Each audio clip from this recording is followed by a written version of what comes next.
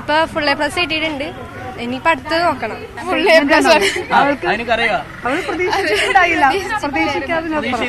ഇല്ലായിരുന്നു, പ്രതീക്ഷിക്കാതെ കിട്ടിയതാണ് ഫുൾ എ പ്ലസ്. ഒരേയും ബാക്കിയെല്ലാം എ പ്ലസ് ആണ് കിട്ടിയത്. ഭയങ്കരമായിട്ട് സന്തോഷിക്കുന്നു. ഒട്ടും പ്രതീക്ഷിച്ചില്ല. നല്ല മാർക്ക്, ഫുൾ എ പ്ലസ് ഉണ്ടായിരുന്നു. പേടി ഉണ്ടായിരുന്നു, എന്നാലും ഫുൾ എ പ്ലസ് തന്നെ കിട്ടി. ഫുൾ എ പ്ലസ് ഉണ്ട്. എ പ്ലസ് ആണോ എല്ലാം? എ പ്ലസ് കിട്ടാത്തവരുടെ മാനസികാവസ്ഥ എന്താണ്? എ പ്ലസ് കിട്ടിയവർ ജീവിതത്തിൽ ശോഭിക്കുന്നുണ്ടോ? അവരാണോ മിടുക്കരായി തീരുന്നത്? ഈ വിഷയം ഇന്ന് വിശദമായി പരിശോധിക്കുകയാണ്. എല്ലാവർക്കും ഒരിക്കൽ കൂടി പാഠം 4ലേക്ക് സ്വാഗതം. നമ്മുടെ ചർച്ചയിൽ പങ്കെടുക്കുന്ന അതിഥികൾ വിദ്യാർത്ഥിയെ പ്രതിനിധീകരിച്ചുകൊണ്ട് അനഘ അനീത്, തിരുവനന്തപുരം സരസ്വതി വിദ്യാലയത്തിലെ 12ാം ക്ലാസ് വിദ്യാർത്ഥിയാണ്. അധ്യാപകരെ പ്രതിനിധീകരിച്ചുകൊണ്ട് ശ്രീമതി ജി ബെമീന, ശാന്തിനികേതൻ സ്കൂളിലെ വൈസ് പ്രിൻസിപ്പളാണ്. Sunil Kumar R, MGM group of ഇൻസ്റ്റിറ്റ്യൂഷൻസിലെ അഡ്മിനിസ്ട്രേറ്റീവ് മാനേജറാണ്. ആദ്യമായി തന്നെ എനിക്ക് അനഘയോട് ചോദിക്കാനുള്ളത്, മാർക്കിന് എത്ര പ്രാധാന്യമാണ് അനഘ കൊടുക്കുന്നത്? മാർക്ക് ഇമ്പോർട്ടൻ്റ് ആണ്. പക്ഷേ എൻ്റെ ഉന്നത വിദ്യാഭ്യാസത്തിനായിട്ട് ഇപ്പോൾ കോളേജിലേക്ക് അഡ്മിഷൻ എടുക്കാനായാലും കമ്പനിയിൽ ഇനിഷ്യൽ സ്റ്റേജിൽ കയറാനായാലും മാർക്കിന് പ്രാധാന്യമുണ്ട്. ഒരു വിഷയത്തിൻ്റെ മൂല്യനിർണ്ണയം പല ആളുകളാണ് ചെയ്യുന്നത്.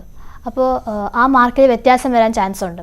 അതുകൊണ്ട് രണ്ട് വിദ്യാർത്ഥികളുടെ ഭൗതിക കഴിവുകളെ മനസ്സിലാക്കാനും താരതമ്യം ചെയ്യാനും മാർക്കിന് ഒരു പരിധിക്ക് അധികം പ്രാധാന്യം കൊടുക്കുന്നതിനോട് ഞാൻ യോജിക്കുന്നില്ല.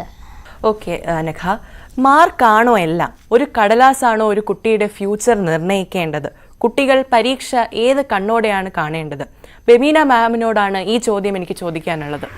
വളരെ നല്ല ചോദ്യമാണ്. ഒരിക്കലും മാർക്കാണോ ഒരു കുട്ടിയുടെ ഫ്യൂച്ചറെ ഡിസൈഡ് ചെയ്യുന്നതില്ല. എന്നാൽ മാർക്കിന് പ്രാധാന്യമുണ്ട്. ഇപ്പൊ മാർക്കിന് പറഞ്ഞിട്ട് 99 എബോവ് കിട്ടിയ കുട്ടിക്ക് മാത്രം, അല്ലെ 95 എബോവ് കിട്ടിയ കുട്ടിക്ക് മാത്രമേ അഡ്മിഷനുള്ള ആ ഒരു സിസ്റ്റത്തോട് ഞാൻ ഒരിക്കലും സപ്പോർട്ട് ചെയ്യുന്നില്ല. കാരണം നമ്മളുടെ ചരിത്രം എടുത്ത് നോക്കുമ്പോൾ തന്നെ ആൽബർട്ട് ഐൻസ്റ്റൈൻ ഒരു സ്കൂൾ ലെവലില് ഒരു സക്സസ്ഫുൾ പേഴ്സൺ അല്ല. പക്ഷേ അയാൾ ഭാവിയിൽ എല്ലാം തെളിയിച്ച ഒരു വ്യക്തിയാണ്. അയാൾ ഒരു ഗ്രേറ്റ് സയന്റിസ്റ്റ് ആയി. അപ്പോൾ ഒരു കുട്ടിക്ക് ഒരു സ്കൂൾ അന്തരീക്ഷം നമ്മൾ കൊടുക്കുമ്പോൾ ആ കുട്ടിക്ക് പഠനത്തോടൊപ്പം തന്നെ ഒരു എക്സ്പെരിമെന്റൽ ലേണിംഗും കൂടെ നമ്മൾ പഠിപ്പിച്ചു കൊടുക്കുന്നത് വളരെ നല്ല രീതിയിൽ ഉണ്ടാവും. അത് മാത്രമല്ല, ഒരു ഡിസ്ക്രിമിനേഷൻ ഒരിക്കലും പാടില്ല. അപ്പൊ കുട്ടി ഏത് രീതിയിൽ സക്സസ് ആൻഡ് ഫെയിലിയർ അത് ഈക്വലി അക്സെപ്റ്റ് ചെയ്യാനുള്ള ഒരു കാലിബർ ഒരു സ്കൂൾ എൻവയറൺമെന്റിൽ നമ്മൾ ഉണ്ടാക്കി കൊടുക്കുന്നത് ഏറ്റവും നല്ലതാണ്. ഇതാണ് ഒരു അധ്യാപിക എന്നുള്ള നിലയ്ക്ക് എൻ്റെ അഭിപ്രായം. പക്ഷേ മാം, എൻ്റെ പല കൂട്ടുകാരും പഠനത്തിൽ ശോഭിക്കുന്നില്ലെങ്കിലും മറ്റ് പല കാര്യങ്ങളിലും അഗ്രഗണ്യരാണ്. അപ്പോൾ അവർക്ക് ഈ മാർക്കുകളും പരീക്ഷകളും എങ്ങനെയാണ്? ഇപ്പോൾ എൻ്റെ ഒരു കൂട്ടുകാരന് 10ാം ക്ലാസ്സിൽ ഫുൾ A1 വാങ്ങിച്ചുവെങ്കിലും പിന്നീട് സയൻസ് സ്ട്രീം എടുത്തപ്പോൾ സയൻസിന് A1 കിട്ടിയിട്ട് പോലും സയൻസിൻ്റെ 12ാം ക്ലാസ് പരീക്ഷയ്ക്ക് അത്രയ്ക്ക് ശോഭിക്കാൻ പറ്റിയില്ല. അപ്പോൾ മാർക്കാണോ ഒരു കുട്ടിയുടെ കറക്റ്റ് ആക്യുറേറ്റ് ആണോ മാർക്കിംഗ്? ചിലപ്പോൾ നല്ല കഴിവുള്ള കുട്ടിക്ക് അത്രയും പ്രസന്റേഷൻ സ്കിൽ ഉണ്ടാവത്തില്ല. അപ്പോ ആ ഒരു പ്രസന്റേഷൻ സ്കിൽ ഇല്ലാത്തത് കാരണം ആ കുട്ടിക്ക് ഉദ്ദേശിച്ചതുപോലുള്ള ഒരു ആൻസർ അവിടെ പകർത്താൻ പറ്റത്തില്ല. അങ്ങനെ വരുമ്പോൾ മാർക്കിൽ ചിലപ്പോൾ ഒരു വ്യത്യാസം ഉണ്ടാവാം. അപ്പോൾ ഒരു ഇന്റർവ്യൂവിൽ അതേസമയം ആ കുട്ടി പ്രസന്റ് ചെയ്യുമ്പോൾ നല്ലപോലെ ആ കുട്ടികളുടെ ആ ടാലന്റ് ഫുള്ളായിട്ട് നമുക്ക് പ്രസന്റ് ചെയ്യാൻ പറ്റും. അപ്പൊ നമ്മൾ എപ്പോഴും ചിന്തിക്കേണ്ടത്, അപ്പോൾ മാർക്കിന്റെ അടിസ്ഥാനത്തിൽ ഒരു കുട്ടീനെ ഒരിക്കലും ജഡ്ജ് ചെയ്യാൻ പാടില്ല. അപ്പൊ ഇപ്പൊ തന്നെ നമുക്കറിയാം NEP നാഷണൽ എഡ്യൂക്കേഷൻ പോളിസി ഇപ്പൊ സ്കിൽ ഡെവലപ്മെന്റ് സ്റ്റഡീസ് ഒരുപാട് കൊണ്ടുവരികയാണ്. ഇപ്പൊ ഫ്രം സ്റ്റാൻഡേർഡ് 6th ഓൺവേർഡ്സ് ഒരുപാട് മേഖലകൾ കൊണ്ടുവന്നിട്ടുണ്ട്. അപ്പൊ സ്റ്റാൻഡേർഡ് 6th ഓൺവേർഡ്സ് തന്നെ ഒരു കുട്ടിക്ക് ഇൻട്രസ്റ്റ് ഉള്ള സ്കില്ല് ഓപ്റ്റ് ചെയ്ത് പഠിക്കാൻ പറ്റും. അങ്ങനെ പഠിച്ചു വരുമ്പോൾ ഒരു 9th സ്റ്റാൻഡേർഡ് 10th സ്റ്റാൻഡേർഡ് പഠിക്കുമ്പോൾ തന്നെ അവരുടെ പാഷൻ അവർക്ക് അറിയാനും അതിൽ പെർസ്യൂ ചെയ്യാനും കുട്ടിക്ക് 100% സാധിക്കും. അപ്പൊ നമ്മൾ എന്ത് ചെയ്യുക? As A parent as A educationist ആ കുട്ടിയുടെ സ്കില്ല് കണ്ടുപിടിക്കുക, ആ സ്കില്ലിനെ നോക്കി ആ കുട്ടീനെ ഡയറക്റ്റ് ചെയ്യുക. അങ്ങനെ ഒരു കുട്ടി പഠിച്ചു വരുമ്പോൾ ആ കുട്ടിക്ക് ആ സ്റ്റഡീസിലെ ഏറ്റവും ഉന്നതമായിട്ടുള്ള ഒരു വിജയം നേടാൻ പറ്റും. മാത്രമല്ല ഫ്യൂച്ചറിൽ ആ കുട്ടിക്ക് ഒരു ജോബ് കിട്ടുമ്പോൾ തന്നെ ആ ജോബിൽ 100% ആ കുട്ടിയുടെ സാറ്റിസ്ഫാക്ഷനും 100% ഔട്ട്പുട്ട് കൊടുക്കാൻ പറ്റും. ഇതാണ് എൻ്റെ ഒരു അഭിപ്രായം. അപ്പോൾ എനിക്ക് സുനിൽ സാറിനോട് ചോദിക്കാനുള്ളത്, ഇപ്പോൾ 10ാം ക്ലാസ്സും 12ാം ക്ലാസ്സിൻ്റെയൊക്കെ പരീക്ഷാ ഫലങ്ങൾ വരുന്ന സമയമാണ്. എല്ലാവർക്കും full A plus full A plus full A plus നമ്മൾ നേരത്തെ ദൃശ്യങ്ങളിൽ കണ്ടിരുന്നല്ലോ. അപ്പോൾ ഈ സ്കൂളുകളിൽ കുട്ടികൾ തമ്മിൽ ഒരു തരത്തിലുള്ള അൺഹെൽത്തി കോമ്പറ്റീഷൻ ഉണ്ടാകുന്നതായിട്ട് കാണപ്പെടുന്നുണ്ട്. അതിനെക്കുറിച്ച് ഉള്ള സാറിൻ്റെ അഭിപ്രായം എന്താണ്? അത് അത്തരത്തിലുള്ള ഒരു മോശകരമായിട്ടുള്ള ഇത്തരത്തിലുള്ള ഒരു മത്സരം കുറയ്ക്കാൻ സ്കൂൾ ചെയ്യുന്ന പ്രവർത്തനങ്ങൾ എന്താണ്? എൻ്റെ അഭിപ്രായത്തിൽ ഈ മാർക്ക് കിട്ടാൻ വേണ്ടിയുള്ള ഒരു അൺഹെൽത്തി പ്രശ്നങ്ങൾ സ്കൂളുകളിൽ ഉള്ളതായിട്ട് എനിക്ക് തോന്നിയിട്ടില്ല. കാരണം ഈ കുട്ടികൾക്ക് ഇന്നത്തെ മാർക്ക് സിസ്റ്റം പറയുകയാണെങ്കിൽ വളരെ ലിബറലായിട്ടുള്ള മാർക്ക് ആണ് ഇപ്പം കുട്ടികൾ കൊടുത്തുകൊണ്ടിരിക്കുന്നത്. പഴയ കാലത്തെ സിസ്റ്റം അല്ല ഇപ്പോൾ. അപ്പോൾ ഇപ്പോൾ എല്ലാവരും പ്രതീക്ഷിക്കുന്നത് A+ ആണ്, അല്ലെങ്കിൽ മിനിമം ഒരു A.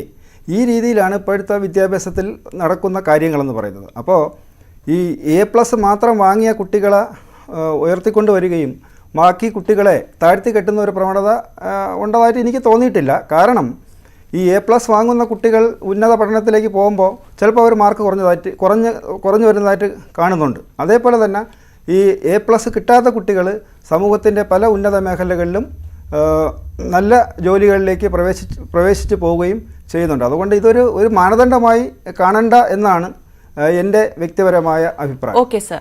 അപ്പോൾ ഈ സ്റ്റാൻഡേർഡൈസ് ടെസ്റ്റുകൾ ഇപ്പോൾ SSLC 12ാം ക്ലാസ് പരീക്ഷകളിൽ പങ്കെടുക്കുന്ന അത് എഴുതുന്ന ആൾക്കാർക്ക് കുട്ടികൾക്ക് മാനസിക സമ്മർദ്ദം ഉണ്ടാകാമല്ലോ. ഇപ്പോൾ ഒരു സ്കൂൾ എൻവയൺമെൻറ്റിൽ ഓറിയൻറ്റേഷൻ ക്യാമ്പ്സ് ഒക്കെ നടത്തുമ്പോൾ ശ്രദ്ധിക്കേണ്ട കാര്യങ്ങൾ എന്താണ്?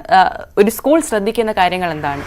അതായത് സ്കൂളുകൾ ചെയ്യേണ്ട കാര്യം എന്ന് പറയുന്നത്, ഇപ്പോൾ നമ്മൾ അക്കാഡമിക് സെക്ഷൻ സ്റ്റാർട്ട് ചെയ്യുമ്പോൾ തന്നെ ഈ പഠിപ്പിക്കുന്ന ടീച്ചേഴ്സിന് അറിയാൻ പറ്റും കുട്ടികളുടെ കാലിബർ എന്താണെന്ന്. അപ്പോൾ ഇതിൽ നല്ലവണ്ണം പഠിക്കുന്ന കുട്ടികളുണ്ടാവാം, കുറച്ച് വീക്കായിട്ടുള്ള കുട്ടികളുണ്ടാവാം. അപ്പോൾ ഇതിൽ വീക്കായിട്ടുള്ള കുട്ടികളെയും കൂടി നല്ല മാർക്ക് വാങ്ങുന്ന കുട്ടികളായിട്ട് മാർക്ക് സ്കോർ ചെയ്യുന്ന ഒരു സംവിധാനത്തിലേക്ക് കൊണ്ടുവരണം. അങ്ങനെ കൊണ്ടുവരുന്ന സ്കൂളുകളാണ് മിക്കവാറും ഉള്ള സ്കൂളുകളെല്ലാം. അതേപോലെ തന്നെ ഈ കുട്ടികൾക്ക് മെൻ്റലി ഒരിക്കലും പ്രഷർ കൊടുത്തുകൊണ്ടുള്ള ഒരു സ്റ്റഡിങ് ഉണ്ടാവാൻ പാടില്ല. എല്ലാ കുട്ടികളും ഈക്വലാണ് അല്ലെങ്കിൽ തുല്യരാണ് എന്നുള്ള ഒരു സന്ദേശത്തിലൂടെ മാത്രമേ നല്ലൊരു അധ്യാപകന് കുട്ടികളെ മോൾഡ് ചെയ്തെടുക്കാൻ സാധിക്കത്തുള്ളൂ എന്നാണ് എൻ്റെ അഭിപ്രായം. അപ്പോൾ സ്കൂളിൽ നമ്മൾ മാനസിക സമ്മർദ്ദം കൊടുക്കാതെ തന്നെയാണ് പഠിപ്പിക്കേണ്ടത് എന്ന് സാർ പറഞ്ഞു. പക്ഷേ മാർക്കുകൾ ഇപ്പം ബോർഡ് എക്സാമിൻ്റെയോ SSLC പരീക്ഷയുടെ കാര്യമല്ല, അല്ലാതെ ആണെങ്കിലും ഈ കുറഞ്ഞ മാർക്കുകൾ ഇപ്പോൾ A+ മാറി A ആയി പോകുമ്പോൾ നമുക്കൊരു വിഷമമാണ്. അപ്പോൾ ഈ ലോ മാർക്സിനെ എങ്ങനെയാണ് അനഘ നേരിടുന്നത്? ഇപ്പം നമ്മൾ നന്നായിട്ട് പഠിച്ചിട്ടാണെങ്കിൽ നമുക്ക് മാർക്ക് കുറഞ്ഞെങ്കിൽ നമ്മൾ പഠിക്കുന്ന രീതിയിൽ എന്തെങ്കിലും തെറ്റുണ്ടെന്ന് നമ്മൾ മനസ്സിലാക്കണം. അപ്പോൾ നമ്മൾ ആ ക്വസ്റ്റ്യൻ ഫേസ് ചെയ്യുന്നത് ചിലപ്പോൾ നമ്മളിപ്പോൾ ടെക്സ്റ്റിലെല്ലാം വായിച്ചെന്നിരിക്കും, പക്ഷേ ക്വസ്റ്റ്യൻസ് ഭയങ്കര ഇൻഡയറക്റ്റ് ആയിട്ട് ചോദിക്കുന്നത് നമ്മൾ അതുപോലത്തെ ക്വസ്റ്റ്യൻസ് വർക്കൗട്ട് ചെയ്യണം. Previous year question papers work out ചെയ്ത് അങ്ങനെ നമ്മൾ പഠിക്കാൻ നോക്കണം. ഇനി അല്ല നമ്മൾ പഠിക്കാതെ ആണ് നമുക്ക് മാർക്ക് കുറവെങ്കിൽ നമ്മൾ നെക്സ്റ്റ് ടൈം നമ്മൾ അതിനൊത്തിരി ഡിസിഷൻസ് എടുക്കണം എങ്ങനെ പഠിക്കണമെന്നുള്ളത്. ഫുൾ A+ ഒരു സ്റ്റാറ്റസ് സിമ്പിളായിട്ട് മാറിയതായിട്ട് അനഘയ്ക്ക് തോന്നുന്നുണ്ടോ? തോന്നുന്നുണ്ട്. കാരണം ഇപ്പോൾ ഫുൾ A+ എന്ന് മേടിക്കുന്നത് ഫുൾ A+ അല്ലെങ്കിൽ 90% എബോവ് കിട്ടുന്നത് അതൊരു അഭിമാനമാണ്. പക്ഷെ എന്നാലും എല്ലാവരും ഇങ്ങനെ പറഞ്ഞ പക്ഷെ നമ്മുടെ കുട്ടിക്ക് കിട്ടിയില്ലെങ്കിൽ നമ്മൾ അവരായിട്ട് കമ്പയർ ചെയ്യുക, അവരെ എപ്പോഴും അത് പറഞ്ഞ് നമുക്ക് മെൻ്റലി നമ്മളെ താഴ്ത്തുക, നിനക്ക് കിട്ടിയില്ലല്ലോ എന്ന് പറഞ്ഞ് എല്ലാ മാർക്ക് ഇമ്പോർട്ടൻ്റ് ആണ്. പക്ഷേ അതൊരു നമുക്കൊരു എൻട്രൻസ് ഇപ്പോൾ നമുക്ക് കോളേജിലോട്ട് കയറാൻ വേണ്ടി ഇമ്പോർട്ടൻ്റ് ആണ്, ജോലിക്ക് കയറാൻ വേണ്ടി ഇമ്പോർട്ടൻ്റ് ആണ്. പക്ഷേ അത് കയറി കഴിഞ്ഞാൽ നമുക്ക് വേണ്ടത് സ്കില്ലാണ്. പക്ഷെ നമ്മൾ പഠിച്ച കാര്യം നമുക്ക് അതിൻ്റെ കോൺസെപ്റ്റ് മനസ്സിലാക്കി വേണം നമ്മൾ പഠിക്കാൻ. അപ്പോൾ ആ സ്കില്ലാണ് നമുക്ക് ഇമ്പോർട്ടൻ്റ് ആയിട്ട് വരുന്നത്. ഇപ്പോൾ IT ഫീൽഡിൽ പോയാലും ഏതൊരു ഫീൽഡിൽ പോയാലും സ്കില്ലാണ് ഇമ്പോർട്ടൻ്റ്. ഇപ്പോൾ നമ്മൾ അൺഹെൽത്തി കോമ്പറ്റീഷൻ്റെ കാര്യം നേരത്തെ അനഘയും സാറും പറഞ്ഞായിരുന്നല്ലോ. ബെമിയിൽ ഉണ്ടാക്കാവുന്ന പൊട്ടൻഷ്യൽ കോൺസിക്വൻസസ് എന്താണ്? അൺഹെൽതി കോമ്പറ്റീഷൻ ഒരു അൺഹെൽതി അറ്റ്മോസ്ഫിയറിലാണ് ഉണ്ടാവുന്നത്. അപ്പോൾ നമുക്ക് എപ്പോഴും കുട്ടികൾക്ക് ഒരു കോമ്പറ്റീറ്റീവ് സ്പിരിറ്റ് വേണം, ഇല്ലെന്ന് പറയുന്നില്ല. ഒരു അൺഹെൽതി കോമ്പറ്റീറ്റീവ് സ്പിരിറ്റ് അവിടെ ഉണ്ടാവാനേ പാടില്ല. ഒരു കുട്ടിയുടെ കോമ്പറ്റീറ്റർ എന്ന് പറയുന്നത് അവര് തന്നെയാണ്. ഇനി ഒരു കുട്ടിയാവുമ്പോൾ അവിടെ ഒരു അൺനോയിങ്ലി ഒരു ജലസി എന്ന് പറയുന്ന ഒരു ഘടകം അവിടെ ഉണ്ടാവുകയാണ്. അതൊരിക്കലും ഒരു സ്കൂളിൽ പാടില്ല. അപ്പൊ അതുകൊണ്ടാണ് ഞാൻ പറയുന്നത് സ്കൂൾ അറ്റ്മോസ്ഫിയർ എന്ന് പറയുന്നത് ഇപ്പൊ എല്ലാ കുട്ടികളും A+ കിട്ടിയ കുട്ടികളെ ഗ്ലോറിഫൈ ചെയ്യുന്നത് പാടില്ല. അവർ ആപ്രിഷിയേറ്റ് ചെയ്യാം. ഇനി 1 മാർക്ക് 2 മാർക്ക് കുറഞ്ഞ കുട്ടികള് അയ്യോ കുറഞ്ഞു പോയി, എന്തുകൊണ്ട് കുറഞ്ഞു പോയി, ഇങ്ങനെ ഒരു വിഷമമായിട്ടുള്ള ഒരു ചോദ്യം ചോദിക്കുമ്പോൾ ആ കുട്ടിയുടെ എല്ലാ കോൺഫിഡൻസ് ലെവലും മാറും. പിന്നെ അത് മാത്രമല്ല, ഒരു പാരന്റ് എന്ന് പറയുന്ന ഒരു നിലയ്ക്ക് ഇതും കൂടെ ഞാൻ പറയുകയാണ്. വീട്ടിലെപ്പോഴും എല്ലാ വിഷയത്തിനും A+ വാങ്ങിക്കണം കേട്ടോ, A+ വാങ്ങിച്ചാൽ നിനക്ക് അത് വാങ്ങിച്ചു തരാം, ഇത് വാങ്ങിച്ചു തരാമെന്നുള്ള ഒരു ആഗ്രഹം ഒരിക്കലും കുട്ടികളുടെ മനസ്സിൽ ക്രിയേറ്റ് ചെയ്യരുത്. അത് ഒരു നെഗറ്റീവ് റീഇൻഫോഴ്സ്മെന്റ് ആണ്. കുട്ടിക്ക് അത് ഒരിക്കലും ഒരു പോസിറ്റീവ് റീഇൻഫോഴ്സ്മെന്റ് ഉണ്ടാവത്തില്ല. അപ്പൊ നിങ്ങൾ മാക്സിമം മനസ്സിലാക്കി പഠിക്കുക, കോൺസെപ്റ്റ് മനസ്സിലാക്കി പഠിക്കുക. പിന്നെ പരീക്ഷ സമയത്ത് അവർക്ക് അത് എങ്ങനെ അവരുടെ ബെസ്റ്റ് അവർക്ക് നിങ്ങൾക്ക് ചെയ്യാൻ പറ്റും എന്നുള്ള ഒരു പോസിറ്റീവ് കോൺഫിഡൻസ് കൊടുത്ത് നമ്മൾ അവരെ എൻകറേജ് ചെയ്യണം. അതല്ലാണ്ട് അയ്യോ മാർക്ക് A+ ഫുൾ കിട്ടണം, റീവാലുവേഷൻ കൊടുക്കണം, ആ ഒരു നെഗറ്റീവ് ഇമ്പാക്ട് ഒരിക്കലും കൊടുക്കരുത്. അങ്ങനെ കൊടുക്കാതിരിക്കുമ്പോൾ കുട്ടികൾ അത് അക്സെപ്റ്റ് ചെയ്യാനുള്ള ഒരു മനോഭാവം കുട്ടിക്ക് ഉണ്ടാവും, ഒவ்வொரு കുട്ടിക്കും ഉണ്ടാവും. നമ്മൾ ഫുൾ A+ന്റെ ആ വിഷയത്തിലേക്ക് നമ്മൾ തിരിച്ചു വരികയാണ്. ഇപ്പോൾ ഫുൾ A+ എല്ലാവർക്കും കൊടുക്കുന്നു എന്നൊരു ആക്ഷേപം പൊതുസമൂഹത്തിൽ വരുന്നതായിട്ട് നമുക്ക് അറിയാമല്ലോ. അപ്പോൾ എനിക്ക് ചോദിക്കാനുള്ളത് സുനിൽകുമാർ സാറിനോടാണ്. ഇപ്പോൾ ഈ ഫുൾ A+ എല്ലാവർക്കും കൊടുക്കുന്ന ഒരു സാഹചര്യത്തിൽ ആ ഫുൾ A+ന്റെ വാലിഡിറ്റി ഇപ്പോഴും ഇൻടാക്റ്റ് ആയിട്ട് തന്നെയാണോ പോകുന്നത്? കഴിഞ്ഞ കുറേ വർഷങ്ങളായിട്ടുള്ള ഒരു കമ്പാരിസൺ എടുത്ത് നോക്കുമ്പോൾ നമുക്ക് മനസ്സിലാകും എന്തുമാത്രം കുട്ടികൾക്ക് A+. ഇപ്പോൾ ഏകദേശം എല്ലാ കുട്ടികൾക്കും പഠിക്കാൻ പറ്റുന്ന കുട്ടികൾ തന്നെയാണ് ട്യൂഷൻ കൊടുക്കുന്നുണ്ട്. പിന്നെ അതുപോലെ മാർക്ക് വാല്യൂഷൻ വളരെ ലിബറലായിട്ടാണ് നടക്കുന്നത്. അപ്പോൾ ഇതിൻ്റെ കാരണങ്ങൾ കൊണ്ടൊക്കെയാണ് ഇങ്ങനെ സംഭവിക്കുന്നതെന്നാണ് മനസ്സിലാക്കാൻ കഴിയുന്നത്. പക്ഷേ എന്നിരുന്നാൽ പോലും ഇപ്പം തന്നെ നമ്മൾ ഇന്നലത്തെ ഇതിൽ വിജയശതമാനം എത്ര ശതമാനമാണ് നമ്മൾ വായിച്ചു കഴിഞ്ഞു. അപ്പോൾ ഇതിൻ്റെ ഒരു അപകടം എന്ന് പറയുന്നത് ഇത്രയും കുട്ടികൾക്ക് ഉപരിപഠനത്തിന് പോകുന്നതിനുള്ള സാധ്യതകൾ എന്തൊക്കെയാണ്, അതാണ് നമ്മൾ ചിന്തിക്കേണ്ടത്. അത് മറ്റു ബോർഡിലെ കുട്ടികളും കൂടി ഇങ്ങനെ ഒരു സ്കൂളിൽ ഏർപ്പെടുമ്പോൾ അവർക്ക് അതിനുള്ള ചാൻസ് അവിടെ നഷ്ടപ്പെടുകയാണ്. അതാണ് സംഭവിച്ചുകൊണ്ടിരിക്കുന്നത്. ഇപ്പം നമ്മൾ കുറച്ച് വർഷങ്ങളായിട്ട് നമ്മൾ കാണുന്ന കാര്യങ്ങൾ അതൊക്കെയാണ്. രണ്ട് കുട്ടികളുടെ മാർക്കുകൾ തമ്മിൽ രക്ഷിതാക്കൾ കമ്പാരിസൺ ചെയ്യുന്നത് അത് നല്ലതാണോ? ബെമീന മാം ഒരു രക്ഷിതാവാണെന്ന് ഞാൻ കരുതുന്നു. അപ്പോൾ ഇത്തരത്തിലുള്ള കമ്പാരിസൺ ഒരിക്കലും നല്ലതല്ല. അപ്പോൾ അതിനെക്കുറിച്ച് മാമിന് രക്ഷിതാക്കളോട് പറയാനുള്ളത് എന്താണ്? അപ്പൊ കമ്പാരിസൺ എന്ന് പറയുന്നത് ഒരു ഡിസ്ക്രിമിനേഷൻ ആണ്. കുട്ടിയുടെ മനസ്സിൽ ഒരു കമ്പാരിസണിനുള്ള ഒരു ആറ്റിറ്റ്യൂഡ് നമ്മൾ ഇൻജെക്ട് ചെയ്യുകയാണെങ്കിൽ അതിന് കുട്ടിയുടെ ഒരു മാനസിക വളർച്ചയെ ഒരുപാട് അത് ബാധിക്കും. ഇപ്പൊ പഠിക്കുന്നതിന് പകരം കുട്ടി പകുതി സമയം എനിക്ക് കിട്ടുമോ, ആ കുട്ടിക്ക് എത്ര മാർക്ക്, മറ്റുള്ളവരെ കുറിച്ചുള്ള ചിന്താഗതി വരും. കുട്ടിയുടെ ഒരു കഴിവില് കുട്ടിക്ക് കോൺഫിഡൻസ് നഷ്ടമാവും. അപ്പോ ഒരു രക്ഷകർത്താവും കൂടെ എന്നുള്ള നിലയ്ക്ക് ഞാൻ പറയുന്നത്, രക്ഷകർത്താക്കൾക്ക് നല്ലപോലെ അറിയാൻ പറ്റും എന്റെ കുട്ടിയുടെ കഴിവ് എന്താണെന്നുള്ള കാര്യം അറിയാൻ പറ്റും. കാരണം കുട്ടികളുടെ ഇന്റലിജൻസ് ലെവൽ എന്ന് പറയുന്നത് ഡിഫറെന്റ് ആണ്. അവർ ഒരുപാട് ഹാർഡ് വർക്ക് ചെയ്യുമായിരിക്കാം, പക്ഷെ അവരുടെ അപ്രോച്ച് ആ പരീക്ഷ സമയത്ത് ചിലപ്പോൾ ആ റീറ്റെയിനിങ് കപ്പാസിറ്റി ഒவ்வொரு കുട്ടിക്കും വ്യത്യാസം ഉണ്ടാവും. അപ്പൊ നമ്മളുടെ കുട്ടികള് നമ്മളല്ലാതെ വേറെ ഒരാൾക്ക് ബെറ്റർ ആയിട്ട് മനസ്സിലാക്കാൻ പറ്റത്തില്ല. അപ്പൊ അവരെ മനസ്സിലാക്കിക്കൊണ്ട് നിന്റെ കഴിവുകളുടെ പരമാവധി നീ എന്ത് ചെയ്യുക, പഠിക്കുക. കിട്ടുന്ന മാർക്ക് ഞങ്ങൾക്ക് ഏറ്റവും സന്തോഷം. ഒരിക്കലും മറ്റുള്ള കുട്ടിയുമായിട്ട് കമ്പയർ ചെയ്യരുത്. അവർ ഇത്ര സമയം ഇത്ര മാർക്ക് എടുത്തു, എല്ലാ വിഷയത്തിനും A1 എടുത്തു, നീ എടുക്കുകയാണെങ്കിൽ നിനക്ക് ഞാൻ ഇത് വാങ്ങിച്ചു തരും. ആ ഒരു സംസാര രീതി തന്നെ നമ്മൾ മാറ്റാൻ സമയമായി. അത് കുട്ടിയുടെ കോൺഫിഡൻസ് ലെവല് തകർക്കുന്ന ഒരു കാര്യമാണ്.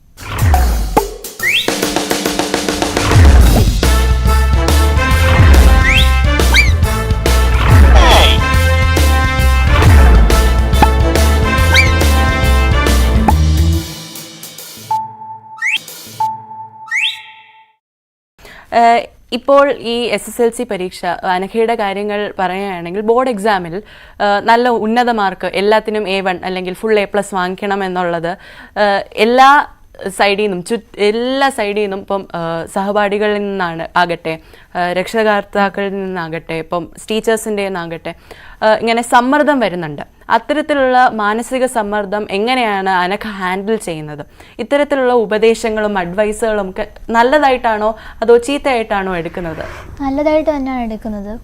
പ്രഷർ അനുഭവിക്കുന്നുണ്ടെന്ന് ചോദിച്ചാൽ അനുഭവിക്കുന്നുണ്ട്. ഇപ്പോൾ ബോർഡ്സ് അടുത്ത് വരുമ്പോൾ തന്നെ മോഡൽ എക്സാം, റിവിഷന് അതെല്ലാം തുടങ്ങുമ്പോൾ തന്നെ പ്രഷർ നമുക്ക് കൂടും. അതിൻ്റെ റിസൾട്ട് വരുമ്പോൾ അതിൻ്റെ മാർക്ക് പറഞ്ഞാൽ അതിന് വീട്ടിൽ നിന്ന് പ്രഷർ കാണും.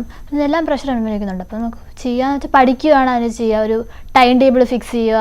നമുക്ക് പ്രയാസമുള്ള സബ്ജക്റ്റിന് കൂടുതൽ ടൈം സ്പെൻഡ് ചെയ്യുക. മാത്സ് ആണെങ്കിൽ അതിന് കൂടുതൽ ടൈം സ്പെൻഡ് ചെയ്യുക, അതിന് ട്യൂഷന് പോവുക, അങ്ങനെയൊക്കെ നമ്മൾ ചെയ്യാൻ പറ്റും. പിന്നെ previous year question paper work out ചെയ്യുക. അനഘ കേൾക്കുന്ന തരത്തിലുള്ള കമൻസിനെയും അഡ്വൈസസിനെയും അനഘ എങ്ങനെയാണ് അതിനെ ഇഗ്നോർ ചെയ്യുകയോ അതിൽ നല്ലത് എടുക്കുകയോ എങ്ങനെയാണ് അനഘ അതിനെ? പോസിറ്റീവായിട്ട് നമ്മളെ സപ്പോർട്ട് ചെയ്യാനുള്ള കമൻസ് ആണെങ്കിൽ നമ്മൾ അക്സെപ്റ്റ് ചെയ്യും, അതിൻ്റെ മനസ്സിലാക്കും, അത് നല്ലത് മനസ്സിലാക്കി നമ്മൾ അക്സെപ്റ്റ്. നമുക്കിപ്പോൾ എന്തെങ്കിലും പഠിക്കാനുള്ള എന്തെങ്കിലും അഡ്വൈസ് ആണെങ്കിൽ മനസ്സിലാക്കി. നെഗറ്റീവായിട്ടാണെങ്കിൽ നമ്മൾ ഇഗ്നോർ ചെയ്യണം. തീർച്ചയായും അനഘ, എനിക്കിനി ചോദിക്കാനുള്ളത് ബമീന മാമിനോടാണ്. ലോ മാർക്സ് ഒരു കുട്ടി നേരിടുന്നത് എങ്ങനെയാണെന്ന് നമ്മൾ കേട്ടുവല്ലോ. അപ്പോൾ ഒരു സ്കൂളിന് ഒരു ടീച്ചർ എന്ന നിലയിൽ ഒരു കുട്ടിയുടെ ലോ മാർക്സിനെ ഹെൽപ്പ് ചെയ്യുന്നത് എങ്ങനെയായിരിക്കാം? ആ കുട്ടിയുടെ ഒരു നോളജ് ലെവൽ നമ്മൾ കറക്റ്റായിട്ട് മനസ്സിലാക്കി കഴിഞ്ഞാൽ ആ കുട്ടിക്ക് എങ്ങനെ ഇംപ്രൂവ്മെന്റ് ചെയ്യാൻ പറ്റും എന്നുള്ള കാര്യം നമ്മൾ അതിനെ പ്ലാൻ ചെയ്യുക. ഒരു പക്ഷേ ഒരു കുട്ടിക്ക് ടീച്ചേഴ്സ് പഠിപ്പിച്ചു കൊടുക്കുന്നത് കാട്ടിലും കൂടുതൽ പിയർ മെമ്പേഴ്സോടെ ഇരിക്കുമ്പോൾ കുറെ കൂടെ ആ ഒരു സ്റ്റഡീസ് നോളജ് അക്വിസിഷൻ കുറെ കൂടെ വേഗം ഗ്രാസ്പ് ചെയ്യാൻ പറ്റും. അപ്പോ നമ്മളുടെ ഒരു ക്ലാസ്സിൽ തന്നെ ഒരു 30 കുട്ടികളുള്ള ഒരു ക്ലാസ്സിന് വിചാരിക്കുക, അതിലൊരു 6 കുട്ടിയെങ്കിലും നല്ല രീതിയിൽ പറഞ്ഞു കൊടുക്കാൻ കഴിവുള്ള ഒരു കുട്ടി ഉണ്ടാവും. അപ്പൊ ഈ കുട്ടികളെ മെന്റേഴ്സ് ആക്കി തിരിക്കുക. അങ്ങനെ തിരിച്ചിട്ട് ഈ കുട്ടിയുടെ യഥാർത്ഥത്തിലുള്ള പ്രശ്നങ്ങൾ മനസ്സിലാക്കുക, എവിടെയാണ് ലാക്കിങ്ങിനുള്ളത് മനസ്സിലാക്കുമ്പോൾ ആ കുട്ടിക്ക് കുറച്ചുകൂടെ ഫ്രണ്ട്സിൽ നിന്ന് പഠിച്ചെടുക്കുമ്പോൾ കുറെ കൂടെ മനസ്സിലാക്കാൻ സാധിക്കും. അപ്പൊ ഇതൊരു എക്സാമ്പിൾ ആണ്. ഒരു ടീച്ചർക്ക് എപ്പോഴും ഇൻഡിവിജ്വലി ഒരു കുട്ടിയുടെ അടുത്തിരുന്ന് ഫുൾ ടൈം ഇരുന്ന കുട്ടിയെ പഠിപ്പിച്ചെടുക്കാൻ പറ്റത്തില്ല. അപ്പോ ടീച്ചേഴ്സ് ഹെൽപ്പ് ചെയ്യുന്നതിനോട് കൂടെ ഒപ്പം തന്നെ ഇങ്ങനെ ഒരു സിറ്റുവേഷൻ നമ്മൾ ക്രിയേറ്റ് ചെയ്യുകയാണെങ്കിൽ ആ കുട്ടിക്ക് കുറെ കൂടെ മെച്ചപ്പെടാൻ പറ്റും. പിന്നെ എൻകറേജ്മെന്റ്, നിനക്ക് പറ്റുമെന്നുള്ള ഒരു പോസിറ്റീവ് റീഇൻഫോഴ്സ്മെന്റ് കൊടുക്കുമ്പോൾ കുട്ടി അൺനോയിങ്ലി കുട്ടിക്ക് ഒരു പഠനത്തിൽ ഒരു ഇൻട്രസ്റ്റ് ഉണ്ടാവും. അപ്പൊ ആ ഒരു ഇൻട്രസ്റ്റ് ക്രിയേറ്റ് ചെയ്യുക. പിന്നെ അതുപോലെ ചില കുട്ടികൾക്ക് എങ്ങനെ പ്രസന്റ് ചെയ്യണമെന്ന് അറിഞ്ഞുകൂടാ, അതായിരിക്കും അവർ ലാക്ക് ചെയ്യുന്നത്. അപ്പൊ ആ ഒരു പ്രസന്റേഷൻ സ്കില്ല് വളർത്തിയെടുക്കുക. അത് എങ്ങനെയാണ് ലെക്ചർ നോട്ട്സ് ടീച്ചേഴ്സ് ക്ലാസ് എടുക്കുമ്പോൾ കുട്ടിക്ക് മനസ്സിലാവുന്ന രീതിയിൽ പോയിന്റ് നോട്ട് ചെയ്ത് വെച്ചിട്ട് അതിനുശേഷം കുട്ടി പഠിക്കുമ്പോൾ ഓണായിട്ട് പഠിക്കുമ്പോൾ കുറെ കൂടെ മനസ്സിലാക്കി പഠിക്കാൻ പറ്റും. ഈ മനസ്സിലാക്കി പഠിക്കുമ്പോൾ അവർക്ക് അതിന്റെ ഔട്ട്പുട്ട് നല്ല രീതിയിൽ അവർക്ക് റീപ്പ് ചെയ്യാൻ പറ്റും. ആ ഒരു രീതിയിലുള്ള ഒരു സഹായം ഏറ്റവും നല്ല രീതിയിൽ മാർക്ക് വാങ്ങിക്കാനായിട്ട് കുട്ടികളെ സഹായിക്കാൻ പറ്റും.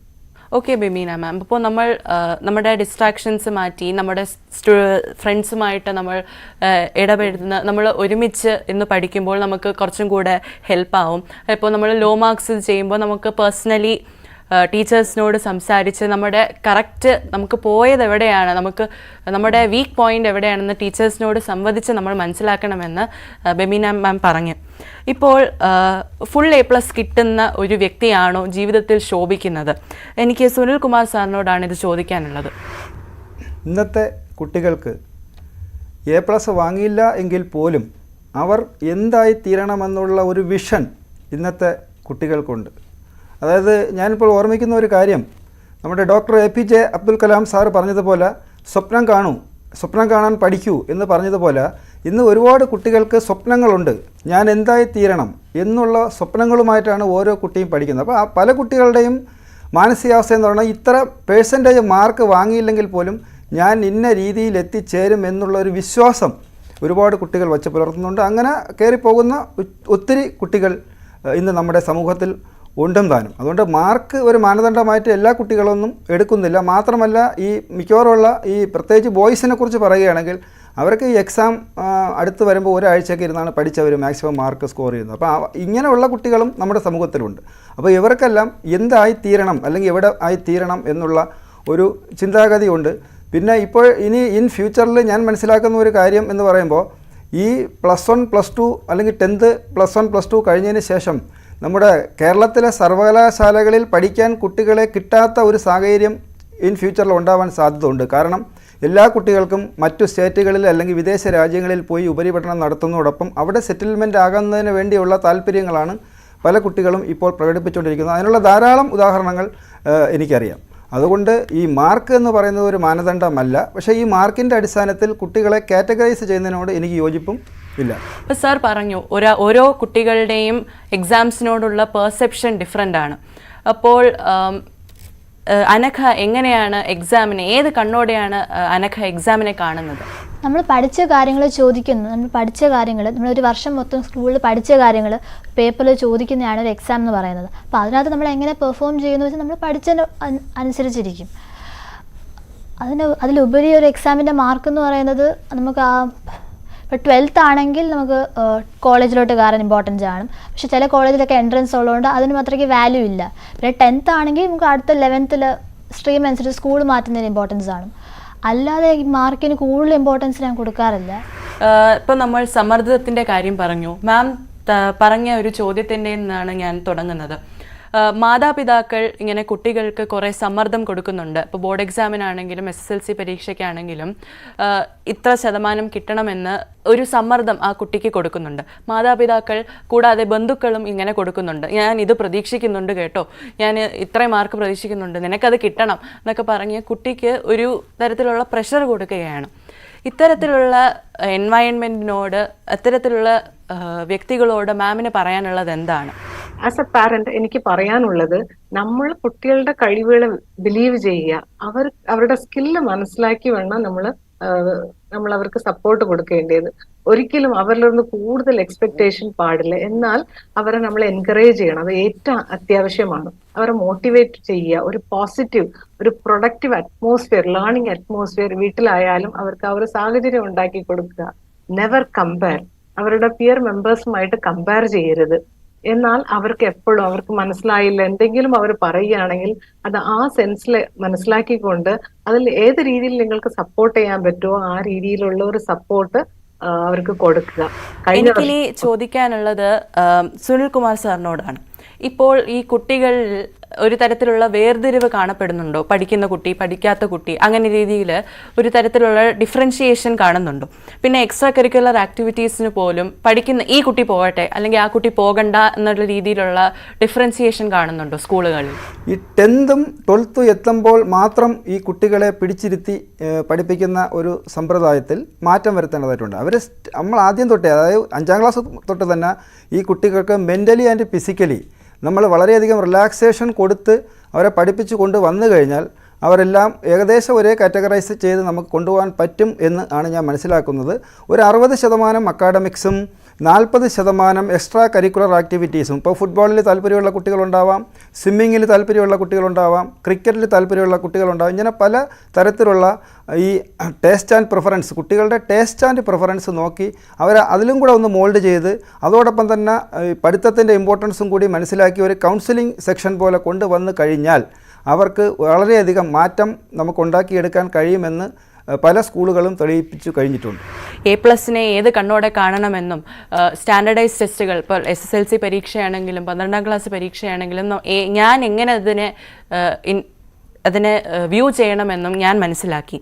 പിന്നെ ഒരു തരത്തിലും നമ്മളെ തന്നെ മോൾഡ് ചെയ്യുക, നമുക്ക് കോമ്പറ്റീഷൻ നമ്മളോട് തന്നെയാണ് എന്ന് ഞാൻ മനസ്സിലാക്കി. ഇത്തരത്തിൽ ഒരുപാട് നല്ല ടേക്ക് അവേസ് ഞാൻ ഈ ചർച്ചയിൽ നിന്ന് മനസ്സിലാക്കി കഴിഞ്ഞിരിക്കുന്നു.